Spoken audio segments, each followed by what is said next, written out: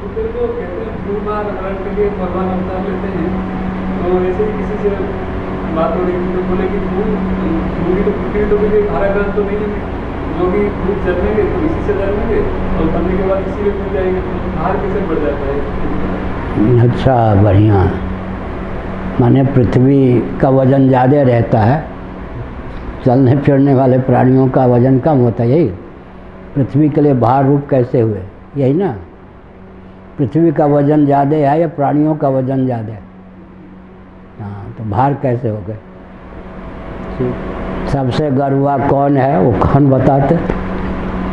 वो जो भजन गाता है ना, को पाप भूमि से, हाँ उसका उत्तर उससे पूछ, जलोटा से पूछिए।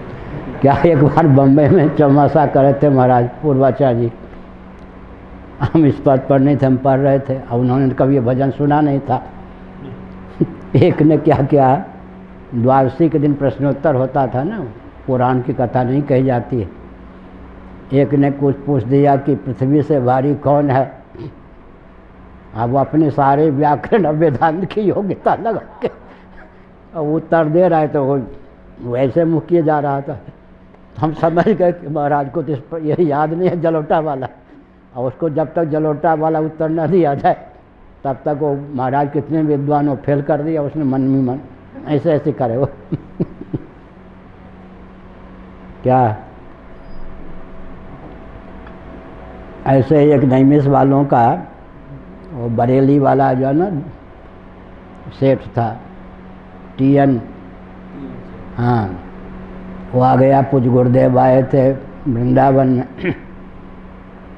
तो मैं उसको नहीं मालूम कि मैं तो नैमिष में रहा हूँ, उसके घर पर भी था मैं नैमिष वालों के साथ। सेठ लोग क्या होते हैं, हम लोग तो अपने साथ वालों को भी आइए महाराज, ताकि जिनके यहाँ रुके वो न समझें फालतू हैं ये लोग, आइए स्वामी जी विराजी, आइए ब्रह्मचारी जी।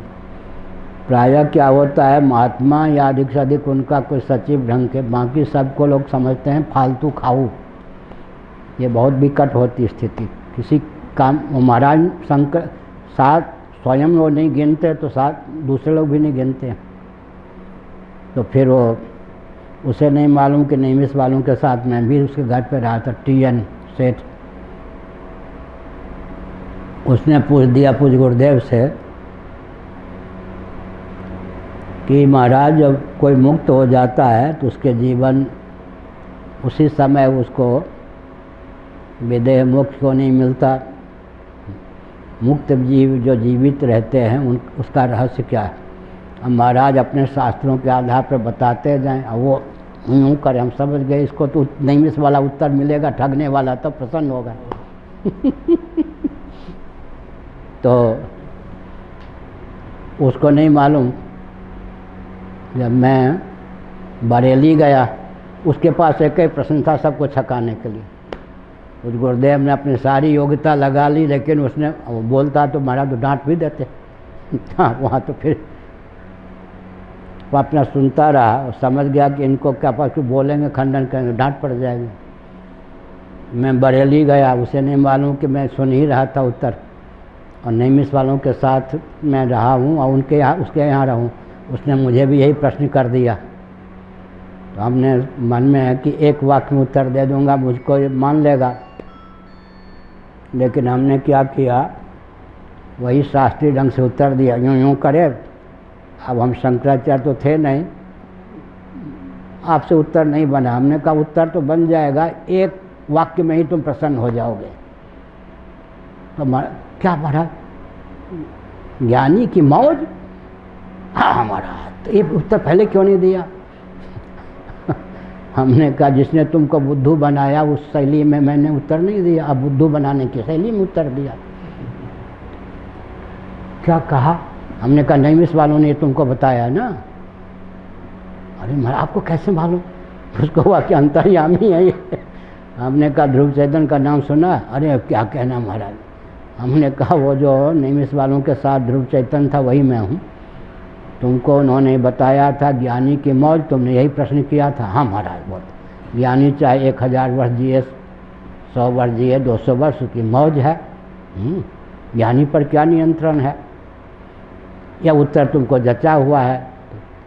और शास्त्र सम्मत उत्तर ये है जो हमने दिया, हमसे पहले हमारे गुरुदेव ने दिया।